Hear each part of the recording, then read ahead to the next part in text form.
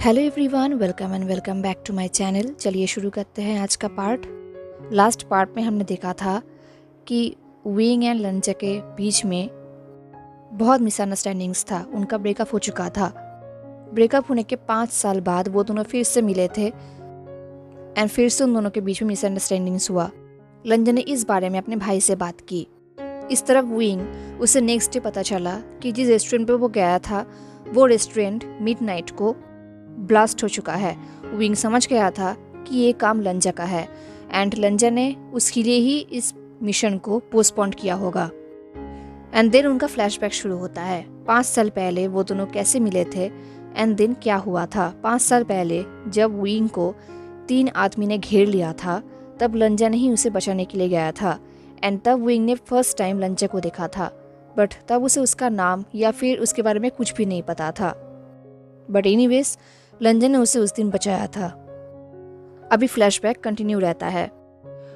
लंचा को विंग को बचाते हुए लगभग बहुत सारे वीक्स हो चुका था एंड अब विंग एक प्रॉपर डॉक्टर था। हर दिन की तरह आज भी वो हॉस्पिटल में था, अपना काम कर रहा था। आज सैटरडे था तो आज विंग बहुत बिजी होने वाला था, बट थैंकफुली आज पूरा दिन उसके पास कोई इमरजेंसी केस नहीं आया था। उसे कुछ ऑपरेशंस करने पड़े एंड बाकी जो काम था वो सारे कुछ करना पड़ा, जैसे कि plasters and others things. Finally evening हो गया एंड पता नहीं क्यों उसके डेस्टिनी में हमेशा इवनिंग में ही इमरजेंसी केसेस आते हैं। इस बार भी वही हुआ है। जैसे ही इवनिंग हुआ एक टीम इमरजेंसी रूम पे दौड़ के आए। उनके साथ एक मैन था जिसका एज था लगभग 60s का। तो विंग ने भी उस टीम को ज्वाइन किया। उस ओल्ड मैन को एक फ्रैक्चर हुआ था, उसके साथ साथ कार्डियक अरेस्ट। उस मैन का हार्ट बीट स्टॉप हो गया था, बट विंग ने इमीडिएटली एक्शन लिया एंड फिर से उनका हार्ट बीट शुरू हुआ। उस मैन के साथ उस पेशेंट के साथ एक पर्सन भी आया था जिसे विंग ने वेटिंग रूम में वेट करने के लिए बोला था। उस इंसान को विंग ने देखा नहीं था, वो अपने पेशेंट को लेकर बिजी था। विंग ने उस ओल्ड मैन का कंप्लीट ट्रीटमेंट किया, उसे मौत के मुंह से बाहर लेकर आया। फाइनली सारे ऑपरेशंस वगैरह हो जाने के बाद विंग को लगा कि अब उसे उसके घर वालों से बात करना चाहिए। तो विंग वेटिंग रूम पे चला गया उस ओल्ड मैन के रिलेटिव से बात करने के लिए। विंग ने देखा कि उसका रिलेटिव वहाँ पर ही बैठा हुआ है।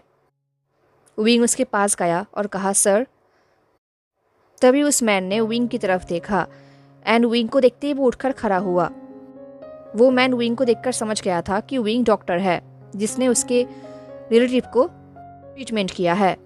विंग ने जैसे उस इंसान को देखा, विंग पहले शॉक्ड हो गया। वो सोच रहा था कि ये हेलुसिनेशन है। शायद विंग ने ठीक से सोया नहीं था क्योंकि ये इंसान बिल्कुल वैसा ही दिख रहा है जैसा विंग ने कुछ हफ्ते पहले देखा था, बिल्कुल उसी इंसान की तरह जिसने उसे बचाया था। बट उस इंसान की तरह ये इंसान उतना कोल्ड या फिर स्टोन फेस्ड नहीं है, इसका फेस वार्म है एंड इन्हें देख के लग रहा है कि ये उसकी तरह इंट्रोवर्ट नहीं है। बट विंग देख के ही समझ गया था कि जरूर ये इंसान उस इंसान का रिलेटिव ही होगा। तो विंग के सामने वाले इंसान ने पूछा, वो कैसे हैं?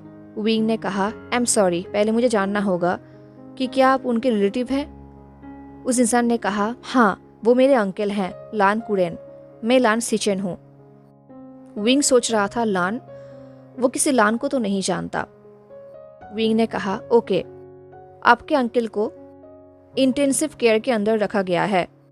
हमने उनके फ्रैक्चर को ट्रीटमेंट कर दिया है, पर उनका हार्ट अभी थोड़ा बहुत वीक है। उनका ऑपरेशन किया गया है एंड सबसे बड़ी बात, उनको हार्ट अटैक हुआ था। तो अभी उनके ऊपर हमें बहुत नज़र रखना होगा।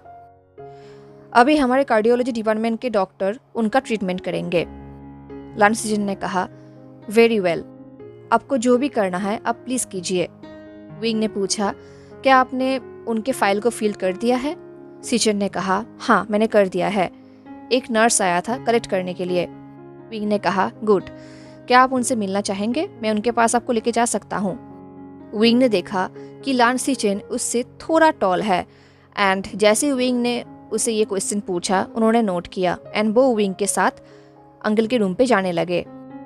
बट रूम के अंदर जाने से पहले विंग ने उसे वार्निंग देते हुए कहा कि विजिटिंग आवर्स ऑलरेडी ख़त्म हो चुका है, बट सिर्फ सिचन के लिए विंग ये एक्सेप्शन कर रहा है एंड वो उसे लेके जा रहा है अपने अंकल से मिलने के लिए। ये सुन के सिचन ने थैंक यू कहा एंड देन विंग उसे उसके अंकल के रूम पे लेकर गया। सिचन अपने अंकल के पास जाकर बैठ गया, बिल्कुल परफेक्ट पोस्चर में। सिचन ने विंग से कहा, मैंने अपने भाई को कॉल किया है, हम दोनों ही सिर्फ इनके इकलौता फैमिली है। विंग ने पूछा, क्या आपको पता है कि आपका भाई यहाँ पर कब आएंगे? सिचन ने कहा, उसने अभी तक रिप्लाई नहीं किया है। विंग ने पूछा, आपने उनसे कांटेक्ट कब किया था? सिचन ने कहा, 10:30 या फिर 11 बजे। वो बहुत हार्ड वर्क करता है ना, इसलिए उसे भी सोने की ज़रूरत है। विंग ने कहा, कोई बात नहीं, अगर वो आए तो आप उनसे कह देना कि उन्हें अपने आप को पहले इंट्रोड्यूस करवाना है एंड देन वो यहाँ पर आ सकते हैं। मैं बाहर लोगों को बता दूंगा ताकि अगर वो आए तो वो उन्हें यहाँ पर आने के लिए अलाउ कर दे। सिचन ने कहा, आप बहुत काइंड हैं। विंग ने कहा, कोई बात नहीं, मैं कुछ घंटे बाद ही वापस आऊँगा चेक करने के लिए। आप यहाँ पर बिल्कुल कंफर्टेबल फील कर सकते हैं। उन्हें होश आने में टाइम लगेगा तो आप यहाँ पर वेट कर सकते हैं। जेबोचुन ने नोट किया एंड देन विंग वहाँ से निकल गया। विंग हॉस्पिटल कॉरिडोर्स के नीचे आया एंड जैसे कि उसने जेबोचुन को प्रॉमिस किया था, वो सीधा रिसेप्शन में आया एंड सबको बता दिया कि उस पेशेंट के सेकेंड नेफ्यू आने वाला है। जब वो आएंगे तब वो लोग उसे अंदर जाने के लिए अलाउ कर दें। सब लोग मान गए। देन विंग नेक्स्ट पेशेंट की तरफ चला गया। उसका नेक्स्ट पेशेंट एक 19 साल का लड़की थी जो बहुत रो रही थी एंड जिसके फेस में बहुत इंजरीज था एंड वो अपने फेस को छुपाकर रो रही थी। अपने कपड़ों के पीछे वो अपने फेस को छुपा रही थी। वो किसी को भी अपने पास नहीं आने दे रही थी, बट जब विंग उसके पास गया तब उसने विंग को मना नहीं किया।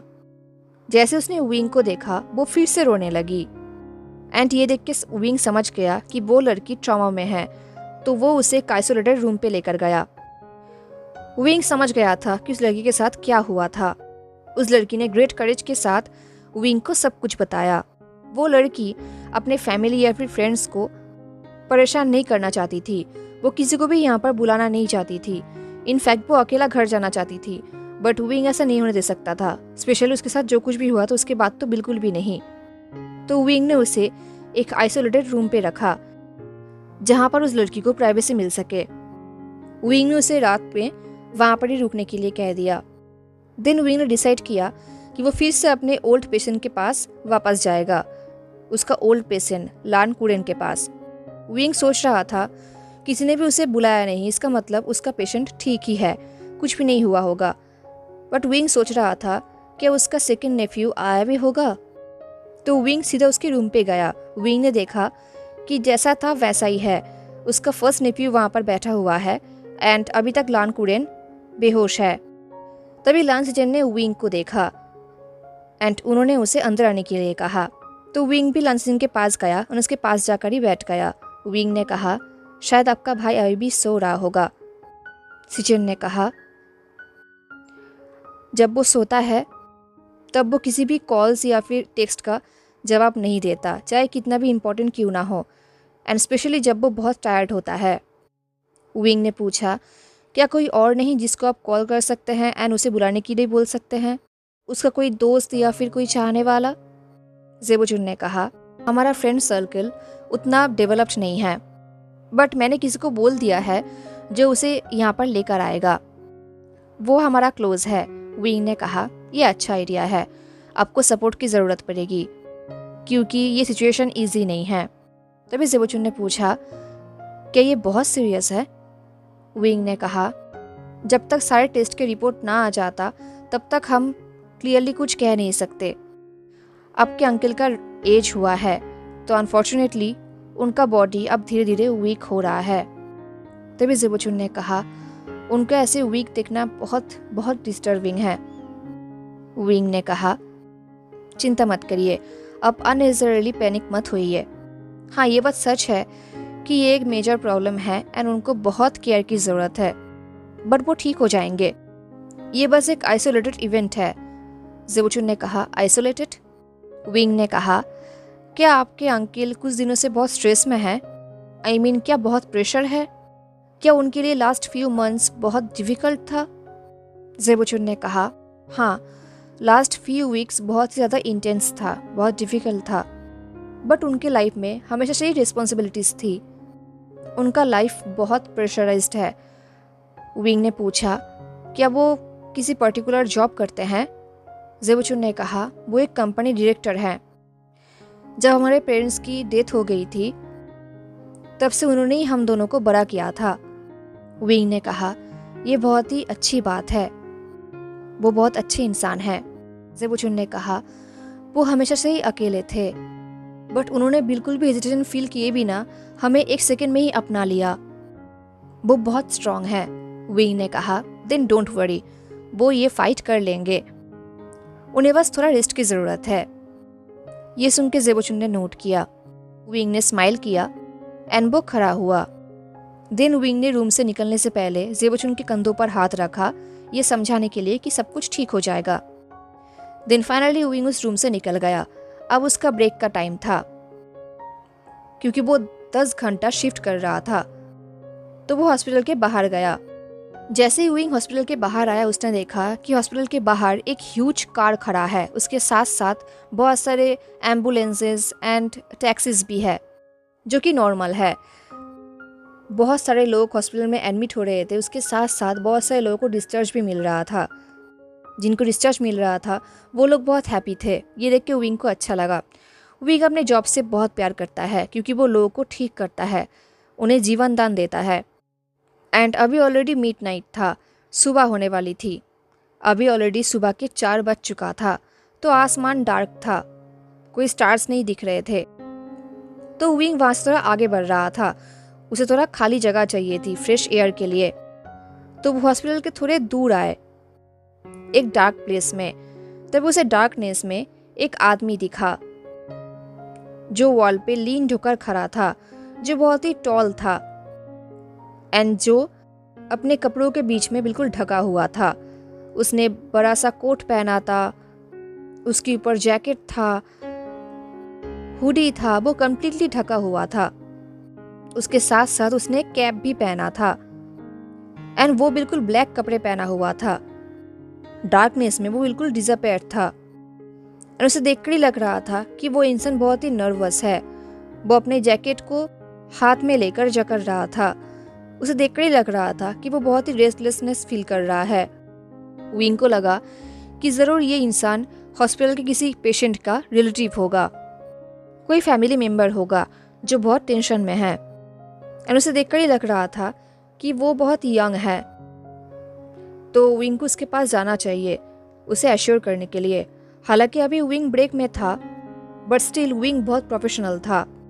वो किसी ऐसे इंसान को ऐसे ही छोड़ नहीं सकता था। तो वो धीरे धीरे उसके पास गया। उसने उसे जेंटल वॉइस से बुलाया। उसने कहा, सर। उस इंसान ने विंग की तरफ देखा नहीं, बट वो विंग के वॉइस सुन के फ्रीज हो गया था। उस इंसान का फेस उसके कैप के अंदर आधा ढका हुआ था। विंग ने पूछा, आप ठीक तो है ना सर? उस इंसान ने कहा, विंग समझ गया था कि वो इंसान अभी अकेला रहना चाहता है, उसे भी विंग की कंपनी की जरूरत नहीं है। एंड तभी एक वाइब्रेशन की आवाज होने लगा एंड विंग समझ गया कि उस इंसान के फोन बज रहा है। तभी उस इंसान ने अपने पॉकेट से अपने फोन को निकाला एंड तभी विंग का आइस उस इंसान के फोन के स्क्रीन पर गया। उसके फोन के स्क्रीन पे सीचेन का फोटो आया। सीचेन उसे कॉल कर रहा था। वो देखते ही विंग समझ गया कि ये इंसान जरूर सीचेन का ही भाई होगा। विंग देख रहा था कि वो इंसान फोन को रिसीव नहीं कर रहा था, वो स्टिल खड़ा था। ये देख के विंग ने कहा, अब जरूर इस इंसान के भाई होंगे। ये सुन के वो इंसान थोड़ा बहुत टेंस्ड हो गया। विंग ने कहा, आपका भाई आपके लिए वेट कर रहा है, आपका अंकल अभी रेस्ट कर रहे हैं। ये सुन के कुछ टाइम के लिए वो इंसान साइलेंस था। देन उस इंसान ने कहा, तो आप एक डॉक्टर हैं? उस इंसान का वॉइस बहुत ही ज़्यादा हस्की था। ये वॉइस सुनते ही पहले विंग शॉक्ड हो गया। उसे ऐसा लग रहा था कि उसने इस वॉइस को कहीं पर सुना तो है, बट कहाँ सुना है विंग को याद नहीं आ रहा था। एंड तभी विंग को याद आया कि लांस सीचेन बिल्कुल उस इंसान का एग्जैक्ट कॉपी है जिसने विंग को बचाया था। एंड उस सिचेन ने ही कहा कि उनका एक छोटा भाई है एंड उसके सामने वाला इंसान ज़रूर उसका छोटा भाई ही होगा। इसका मतलब यही वो इंसान है जिसने कुछ हफ्ते पहले विंग को बचाया था, तो इसलिए विंग इसका वॉइस पहचान पा रहा है। विंग ने कहा, हाँ मैं डॉक्टर हूँ। एंड तभी उस इंसान ने विंग की तरफ देखा एंड विंग सही था। ये वही इंसान है जिसने विंग को बचाया था, जिसका एक्सपेंसिव कोट विंग के वजह से खराब भी हुआ था। बट उस दिन की तरह आज इस इंसान के फेस में कोई कोल्डनेस या फिर गुस्सा नहीं था, बल्कि एक सैड लुक था। उसका आईज रेड था एंड उसके आंखों से आंसू निकल रहा था। एंड शायद वो इंसान भी विंग को पहचान गया था, तो उसने विंग से पूछा, उस दिन वो सेलिब्रेशन? विंग ने कहा, ग्रेजुएशन का। उस इंसान ने कहा, प्रेडिक्टेबल। विंग ने कहा, मेरा नाम विंग है। उस इंसान ने विंग की तरफ क्यूरियसली देखा, उसके साथ साथ इंटेंसली भी। विंग ने कहा, उस दिन मुझे टाइम ही नहीं मिला था अपने आप को इंट्रोड्यूस करवाने के लिए। उस इंसान ने कहा, डॉक्टर वी देन। ये सुन के विंग ने कुछ कहा नहीं, उसने कोई भी आंसर नहीं दिया, वो बस उसे ही देख रहा था। वो कुछ बोलना चाहता था पर वो बोल नहीं पा रहा था। उसे पता है अगर वो कुछ बोलता तो उसके मुंह से यही शब्द निकलता कि उस दिन आप बहुत हॉट दिख रहे थे, मेरा बहुत मन कर रहा था आपको अनड्रेस करने का, बट ऑफ कोर्स ये सब बोलने का ये सही टाइम नहीं है। एंड विंग ये क्या सोच रहा है? वो ये सोच ही रहा था, तभी एक नर्स वहाँ पर आया। उसने कहा, डॉक्टर वी। उस नर्स के हाथों में टेस्ट रिजल्ट्स एंड एक्सरेस था। विंग ने उन्हें ध्यान से देखा। विंग ने पूछा, ये किसका है? तब उस नर्स ने कहा, डॉक्टर यू ने मुझे कहा कि आपको ये सब दिखाने के लिए, क्योंकि वो अभी एक इमरजेंसी ऑपरेशन में गए हैं। ये सब सुनते ही वो स्ट्रेंजर, वो लान ब्रदर इमीडिएटली पैनिक हो गया एंड वो स्ट्रेट खड़ा हो गया। ये देख के विंग ने कहा, आपका अंकल ठीक है, अगर आपके अंकल कुछ होता तो मेरे पास खबर आ जाता, डोंट वरी। दिन विंग ने उस नर्स से कहा, इस पेशेंट को प्लास्टर कर दो, दिन मैं वहाँ पर आता हूँ पेपर्स को साइन करने के लिए। वो नर्स वहाँ से चली गई। तब उस लान ब्रदर ने कहा, आपको जाना चाहिए, शायद आपके लिए वहाँ पर लोग वेट कर रहे होंगे। विंग ने कहा, वो लोग कुछ टाइम के लिए एक सर्जन के बिना मैनेज कर सकते हैं, बट आपको अंदर जाना चाहिए, आपका भाई आपके लिए ही वेट कर रहे हैं। ये सुनकर उस इंसान ने पूछा, आपको कैसे पता कि वो मेरा भाई है? विंग ने कहा, आप दोनों बहुत ही सिमिलर दिखते हैं, एंड वैसे भी जब अभी अभी उन्होंने आपको कॉल किया, मैंने उनका फेस आपके फ़ोन में देखा तो मैं पहचान गया। उस लान ब्रदर ने कहा, बट अभी विजिट करने का सही टाइम नहीं है। तो विंग ने कहा, आपके अंकल अभी सो रहे हैं, डोंट वरी। उस लान ब्रदर ने कहा, एंड सीचेन तो विंग ने कहा, वो आपके लिए वेट कर रहे हैं। उस इंसान ने कहा, बट उन्हें ऐसा नहीं करना चाहिए, मैं इन सिचुएशन में कोई अच्छा बिहेव करने वाला इंसान तो नहीं हूँ, मुझे नहीं पता कि कैसे बिहेव करना चाहिए, मैं इन सब में गुड नहीं हूँ। विंग ने कहा, कोई भी आपको गुड बिहेव करने के लिए नहीं बोल रहा है, जस्ट अपने फैमिली के पास जाइए, आपको आपके फैमिली के पास जाना ज़रूरी है। विंग ने बहुत सारे सैड इंसान को देखा है, बट इसको देखकर विंग को अलग ही फील हो रहा था। विंग की बातें सुनकर उस इंसान ने अपने आइज़ को झुका लिया एंड वो फ्लोर को देखने लगा। उस इंसान ने कहा, लास्ट टाइम जब मैं किसी के लिए हॉस्पिटल में आया था, तब वो इंसान मेरे पेरेंट्स थे एंड उनका डेथ हो गया था। लास्ट टाइम मैं तभी हॉस्पिटल में आया था। विंग ने कहा, आई एम सॉरी, आपके भाई ने मुझे ये सब बताया है। उस इंसान ने कहा, मेरा भाई बहुत टॉकेटिव है। विंग ने कहा, नहीं, उन्होंने सिर्फ आपके अंकल के डॉक्टर के साथ ही ये सब शेयर किया है। एनीवेज, देखिए, अगर आप अंदर नहीं जा सकते देन मैं आपके भाई को बाहर बुला सकता हूँ, आप उनसे यहाँ पर बात कर सकते हैं। उस इंसान ने कहा, नहीं, मैं अभी घर जा रहा हूँ। विंग ने कहा, अगर ऐसी बात होता तो आप यहाँ पर आते ही नहीं। ये सुनकर इंसान ने विंग की तरफ देखा क्यूरियसली। विंग ने कहा, आपने उस दिन मुझे उन तीनों इंसान से बचाया था जो मेरा एडवांटेज लेने वाले थे। आपको ऐसा करने की ज़रूरत नहीं था, बट स्टिल आपने ऐसा किया। इसका मतलब आप कोई भी डिसीशंस लाइटली नहीं लेते। ये सुन के उस इंसान ने कहा, मैं स्टूपिड हूँ। विंग ने कहा, आप स्टूपिड नहीं हैं, आप जानते हैं एग्जैक्टली आप क्या कर रहे हैं। उस इंसान ने कहा, अब ये सब मैटर नहीं करता, मैं घर जा रहा हूँ। ये बोल के वो स्ट्रेट खड़ा हुआ एंड अपने कार की तरफ जाने लगा। एंड तभी पीछे से किसी और ने कहा, वांग जी। ये ज़ेबोचुन का वॉइस था। वो अपने भाई के पास गए। लंजा जो वहाँ पर ही बिल्कुल स्टक हो गया था, ज़ेबोचुन उसके पास गए एंड उसे टाइटली हक कर लिया। बट उसके भाई ने उसे हक नहीं किया, वो बस वहाँ पर ही खड़ा था। उस यंगर लान ने कहा, तभी ज़ेबोचुन ने कहा, मैंने शाई लिन को कॉल किया था। उसने ही मुझे कहा कि वो ऑलरेडी तुम्हें कुछ घंटे पहले ही यहाँ पर लेकर आ चुका है। क्या तुम इतने घंटों से यहाँ पर ही खड़े थे? उस इंसान ने कहा, मैं घर नहीं जा सकता था, मैं नहीं जा पा रहा था। तभी ज़ेबोचुन ने कहा, वांग जी। विंग को लगा कि उसे यहाँ पर अभी नहीं होना चाहिए, तो विंग ने कहा, आप दोनों बात करिए, मैं चलता हूँ। तभी ज़ेबोचुन ने कहा, doctor V, I am sorry, मैं आप दोनों को इंटरप्ट नहीं करना चाहता था। विंग ने कहा, अभी आप दोनों को बात करना चाहिए, so please take your time. ये बोल के विंग ने इंकरेजिंग स्माइल किया एंड देन वो वहाँ से चला गया हॉस्पिटल की तरफ। जब विंग वहाँ से जा रहा था, वो सुन पा रहा था कि दोनों भाई बात कर रहे हैं। अभी ऑलरेडी सुबह के 4:30 बज चुका था। उसे पता है कि अभी उसकी टीम सो रहा होगा, क्योंकि अभी उनका सोने का टाइम है। बट यूजुअली विंग सोता नहीं है, वो हमेशा अलर्ट रहता है। एनीवेज वो सीधा लान कुरेन के रूम पे गया। लान कुरेन जो अभी सो रहा था। विंग ने उन्हें चेक किया, देन विंग अपना काम करने गया। अब देखते ही देखते सुबह के 7 बज चुका था। विंग फिर से चेक करने के लिए लान कुरेन के रूम पे गया। लान कुरेन अभी तक सो रहा था एंड उसके दोनों नेफ्यूज उनके पास ही बैठे थे। सब कुछ ठीक था। तो विंग वहाँ से निकल गया। अभी वो उस कॉरिडोर का राउंड दे रहा था, हर एक पेशेंट को चेक कर रहा था। वो ऐसे ही चेक करते हुए आगे बढ़ रहा था, तो पीछे से किसी और ने कहा, डॉक्टर वी वेट। विंग रुक गया। उसने पीछे टर्न किया और पूछा, क्या हुआ, क्या कोई प्रॉब्लम है? तभी विंग ने देखा कि उसे लांग वांग जी ने बुलाया था।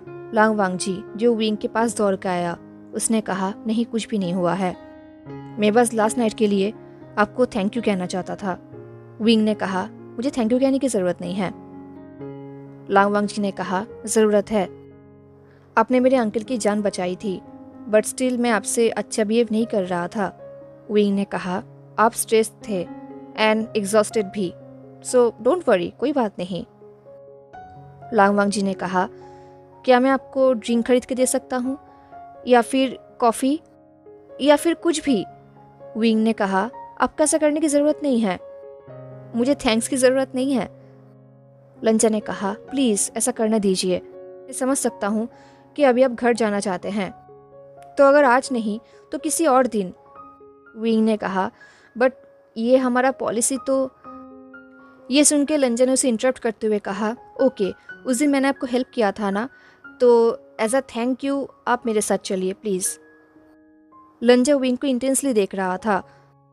उन दोनों का आई कांटेक्ट हुआ एंड विंग सच में ये ऑफ़र एक्सेप्ट करना चाहता था। वो अपने सामने वाले इंसान को जानना चाहता था, क्योंकि पिछले कुछ हफ्तों से वो सिर्फ उसके बारे में ही सोच रहा था। बट अभी विंग एक प्रोफेशनल डॉक्टर है एंड वो ऐसे पेशेंट के रिलेटिव से ये सब एक्सेप्ट नहीं कर सकता, स्पेशली थैंक्स, ये उसके पॉलिसी में नहीं है। तो विंग ने कहा, बट ये। तभी लंचे ने कहा, प्लीज़, शुरू से ही हम दोनों के बीच में सब कुछ स्ट्रेंज है। मैं उस इंसान को जानना चाहूँगा जिसको मैंने उस दिन बचाया था एंड जिसने इन रिटर्न मेरे ही फैमिली मेम्बर को बचाया है। विंग ने कहा, मिस्टर लान, बट ये। तभी लंजा ने कहा, लंजान, मुझे लंजान बुलाइए। विंग ने कहा, लंजान। लंजा के प्राइवेट नेम सुन के विंग को बहुत ही अजीब फील हो रहा था। उसे ऐसा लग रहा था कि वो बेहोशी हो जाएगा। लंजा ने कहा, कि आपको ऐसा नहीं लगता कि डेस्टिनी हमारे साथ एक स्ट्रेंज खेल खेल रहा है? विंग ने कहा, बट आपको ऐसा नहीं फील करना चाहिए कि आपको ये सब करना ही होगा। I mean, ऐसी कोई बात नहीं है। लंजा ने कहा, मैं ऐसा फील भी नहीं कर रहा। इनफैक्ट मेरे भाई ने भी मुझे ये सब करने के लिए नहीं कहा है। ये मैं खुद चाहता हूँ। जस्ट एक ड्रिंक या फिर ब्रेकफास्ट, ब्रंच या फिर कोई स्नैक, जिससे भी आप कंफर्टेबल हो या फिर हैप्पी हो, मैं वही करने के लिए तैयार हूँ, प्लीज़। विंग ने कहा, ऑल राइट, ठीक है, आप मेरा नंबर ले लीजिए, मैं आपसे कांटेक्ट करके कुछ ना कुछ अरेंज कर लूँगा जल्दी ही। लंजा ने कहा, थैंक यू। ये बोल के फाइनली लंजा ने स्माइल किया एंड उसके स्माइल में एक रिलीफ था, ग्रेटफुलनेस था। लंजा ने अपना फ़ोन निकाला एंड विंग को दिया एंड विंग ने अपना नंबर वहाँ पर टाइप कर दिया एंड लंजा ने इमीडिएटली विंग को कॉल भी किया। विंग का फ़ोन वाइब्रेट हुआ। उन दोनों ने एक दूसरे को गुड बाय कहा एंड देन विंग कार लेके अपना घर पहुँच गया, बट उसके दिमाग में सिर्फ लंजा ही घूम रहा था। हेलो एवरीवन, तो कैसा लगा आपका आज का पार्ट ज़रूर बताना। मिलते हैं नेक्स्ट पार्ट में, तब तक के लिए tata take care, stay safe, bye.